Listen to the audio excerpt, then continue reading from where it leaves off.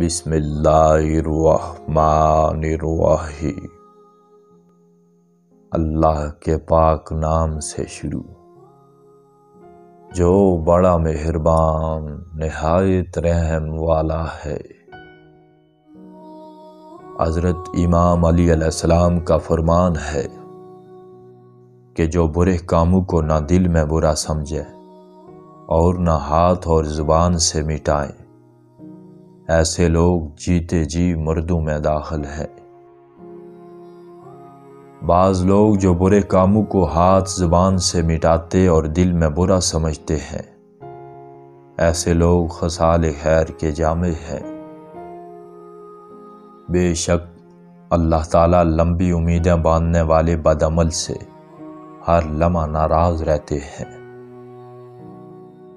بے شک آدمی اپنی امیدوں کی طرف جھانکتا رہتا ہے، مگر موت کی آمد اس کی تمام امیدوں کا خاتمہ کر دیتی ہے۔ جس شخص کی امیدیں لمبی اور دراز ہوتی ہیں، اس کے اعمال برے اور خراب ہوتے ہیں۔ جو کوئی اپنی موت کا خیال رکھتا ہے، اس کی امیدیں چھوٹی ہو جاتی ہیں۔ جو شخص دل میں بہت سی امیدیں رکھتا ہے، وہ اکثر ناخوش رہتا ہے۔ آپ نے فرمایا کہ جو شخص کسی چیز سے نا امید ہو جاتا ہے، وہ اس کا خیال چھوڑ دیتا ہے۔ جس شخص کی آرزویں اور امیدیں زیادہ ہو جاتی ہیں، اس کے رنج اور مصیبتیں دراز ہو جاتے ہیں۔ جس شخص کی امیدیں چھوٹی ہوتی ہیں، اس کے عمل درست ہوتے ہیں، اور جس شخص کی امیدیں لمبی ہوتی ہیں، اس کے عمل خراب اور ناقص ہوتے ہیں۔ بے اصل سے کسی بلائی کی امید رکھنا فضول ہے، اس کے شر سے بچنا دشوار اور اس کے فریبوں سے سلامت رہنا بہت مشکل ہے۔ بے قراری سے نقصان کے سوا کچھ حاصل نہیں ہوتا، اور آدمی کی سب امیدیں پوری ہونے والی نہیں ہیں۔ برا کسب حرام ہے، اور بری صفت لمبی امیدیں باندھنا ہے، اور بری غذا یتیموں کے مال کو چکھنا ہے۔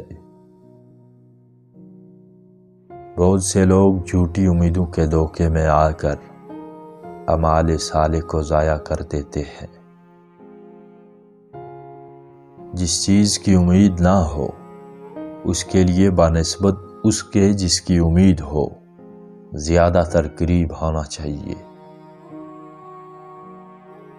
اللہ تعالیٰ نے تمہارے لیے دین اسلام کو مقرر فرمایا ہے، اور اس پاک دین کے احکام آسان رکھے ہیں، اور اس کے حامی اور مددگار لوگوں کو اس کے مخالفوں پر فاتح اور منصور فرمایا ہے۔ جو شخص اللہ تعالیٰ کو پہچانتا ہے، اسے لازم ہے کہ اس کا دل اس کی امید اور خوف سے خالی نہ رہے، اور جو اپنے نفس کی حقیقت پہچانتا ہے، اسے لازم ہے کہ وہ قناعت اور عفت کو لازم پکڑے۔